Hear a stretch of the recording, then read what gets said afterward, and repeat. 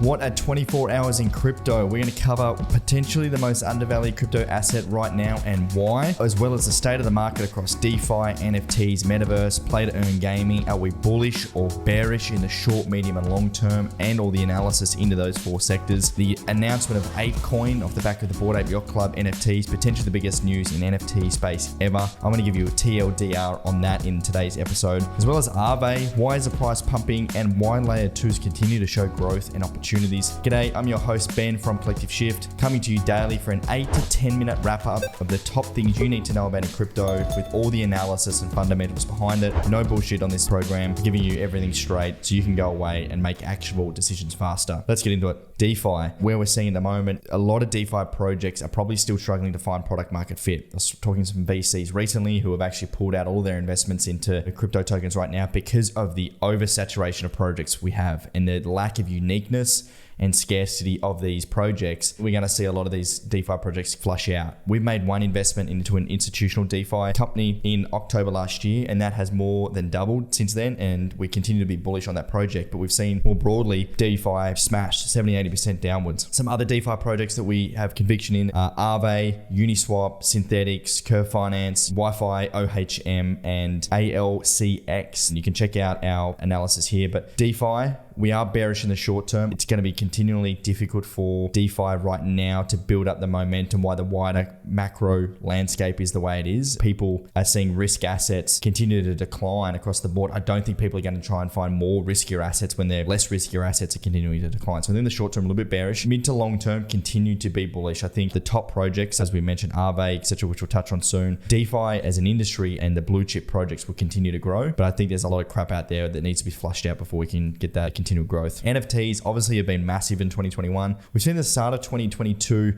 be a little bit risk off. It's been a little bit bearish. The market's gone down 40, 50, 60%, but there's been so much bullish news. So you may have heard or have seen on Twitter the ApeCoin announcement. That potentially is the biggest announcement in NFT space to date. The ability for Bored Ape Yacht Club investors to have not only the NFT, but to have a token alongside it is building financial utility. And Nathan sort of outlined this morning around Bored Ape Yacht Club NFT holders will soon be able to stake their ApeCoin passively while simultaneously being able to deposit their NFT into another lending platform to collateralize the asset and borrow funds. So we're creating a double whammy financial utility in the NFT space. Now, we'll continue to see some of these other tokenized NFTs ecosystems built out as they build more into the metaverse. They create more utility, voting rights, etc. Some of those other blue chip NFT projects we've mentioned here that could fit this model are CloneX, Azuki, Cool Cats, Doodles, Loot, Free Adventures, World of Women. There's a lot here. In the NFT space, we are bullish, short-term, medium-term, and long-term. We're continuing to invest into NFTs. We made one recently that's up already 60%. In a bear market, we invested in that last week. Again, Collective Shift, we're here to help save you time. So you can jump over to Collective Shift, you can sign up for a free trial and see all of our investments, what we're buying, what we're selling live in our short-term, long-term, and NFT portfolio. Jump over there and check it out. Lastly, the Metaverse. We're still seeing a little bit of difficulty in investors trying to understand which metaverse is going to win, with probably a little bit of a lack of utility, products and services, and users on the platform. We spoke about yesterday, the two we're mainly bullish on are Sandbox and Decentraland from a metaverse perspective, but we're probably going to start seeing more play to earn games build their own metaverses as well and seeing how that plays out. So given the bullishness on NFTs and virtual worlds as a whole, it's hard not to be bullish on all things metaverse. However, I think, again, we're seeing a lot of metaverses. Snoop Dogg's training metaverse. We've got all sorts of stuff happening. It's trying to find the cream of the crop and purchasing land and owning really good quality parcels of the metaverse in the right metaverses and not getting too caught up in the hype of some of these maybe shorter term areas. The metaverse, bearish short term, bullish mid-term, bullish long-term. An industry-wide perspective, I think we're going to continue to see Bitcoin chop around in the short-term to mid-term with war that's going on, rising interest rates, etc., etc. Ethereum is potentially the most undervalued crypto right now. I'm about to tell you why. Before we get to that, we've got another early-stage crypto opportunity that we have announced yesterday. So this is another early-stage investment that we've personally bought into. Jump over to Collective Shift and check that out. Our most undervalued crypto right now that we think is currently Ethereum. Why? They are moving from proof of work to proof of stake. Now, what does this mean? Essentially, proof of work, again, is like Bitcoin, where miners fight to beat a mathematical equation with an algorithm to solve equations and earn Ethereum in return. Now, where it's going to is proof of stake, where it doesn't require those traditional miners. Instead, it needs validators to stake a certain amount of Ethereum to allow the blockchain to verify and create consensus on that blockchain. What this actually does is it reduces the amount of Ethereum issued by about 70 to 90%. In turn, Ethereum's inflation rate at the moment is 4.3%. After this occurs, it will reduce to 0.4%. So this is a huge reduction in the issuance of Ethereum. Vitalik's estimation of the amount of ETH issued could decline significantly to around 500,000 to a million a year, basically anywhere between 75 and 90% overall. There could be a huge supply squeeze on Ethereum in general. This is fueled by the reduce of Ethereum issued, the continued ETH burning, and the Ethereum being staked to lock up. The difference between proof of work to proof of stake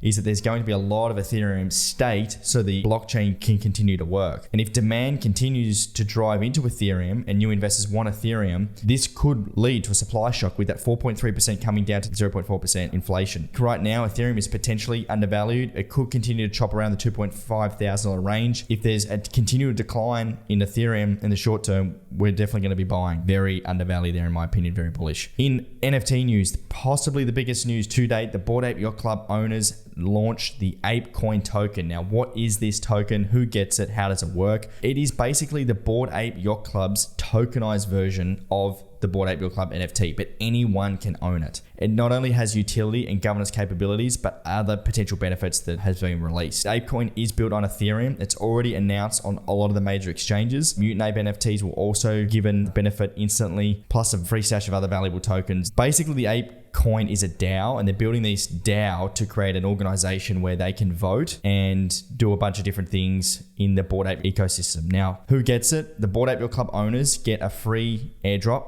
and free tokens. You get 10,094 tokens per NFT, which comes out to be around $80,000 per ApeCoin, which is huge. 15% of the token supply will be allocated to NFT holders. 47% of the total supply will be granted the DAO treasury. And on top of that, 15% will go to Yuga Labs, 8% to the founders, etc., etc. It's designed specifically for utility and governance. The token will be used to create decisions within the ecosystem, and they're hoping that the ApeCoin will be a go-to token in the metaverse. Also, in play-to-earn games, Florida-based brewery Saltwater, they're going to be accepting ApeCoin as a discount for their beer. They're looking to give this a lot of utility in different areas, not only the metaverse but the real world. So it could be a new popular payment method. ApeCoin, it's up 10% today. It's already in the top 100. The market cap's over $1 billion.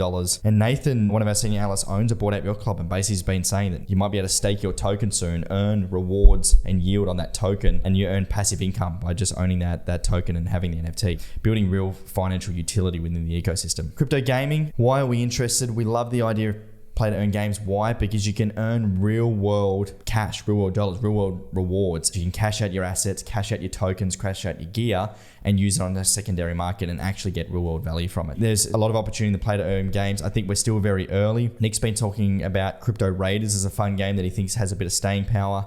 What do you think about play to earn games? FTX is piling a lot of money into this space. We're going to see Illuvium, especially currently in closed beta, but they're targeting the end of 2022 to have some land sales in their game as well. Axie Infinity Land coming. I think the metaverse to play to earn games emerge. I think it's going to be really exciting. It'll be interesting to see how that plays out. AAVE, the blue chip token, up 17% amidst its latest upgrade. Version 3 of AAVE is currently up 17%, and just allowing for more Layer 2 scaling solutions and allowing for cheaper transactions. According to DeFi Llama, a data dashboard for all things DeFi, AAVE commands a whopping $19.37 billion, about 7% of the total DeFi market. Layer 2s especially is going to be a continuing trend. Optimism's another one where it's saving over $1 billion in fees and raises $150 million. Kane Warwick, the founder of Synthetics, said that he's really doubled down in this raise. He thinks optimism is going to be huge, and really just the ability in these Layer 2s to aggregate and basically have transactions off to the side of the Layer 1 blockchain, reduce slippage, reduce fees, and then brings that transaction back to the Layer 1, so you're not copying all the gas fees. And this technology is basically going to allow better user adoption and better user experiences rather than people going straight into the Layer 1s, for example Ethereum, and copying all those fees. And we've done a tutorial on how to use AAVE and a bunch of other exchanges, DeFi exchanges here, as well as a few airdrops that are coming, especially on Optimism, so check that out. We've got an airdrops resource as well. That's basically it. Our most undervalued crypto right now we think is Ethereum. ApeCoin, obviously huge news, and AAVE and other layer 2s continue to be a narrative where could be some good investments and opportunities to get in, use the platform, and potentially earn some airdrops along the way as well. That's all from me today. If you like this content, please like and subscribe. Coming to you 5 days a week for a daily crypto wrap up. If you want to see what we're buying and what we're selling live, you can head over to Collective Shift under our investments and sign up for a 14-day free trial. Apart from that, I'll talk to you again soon. Thanks and bye for now.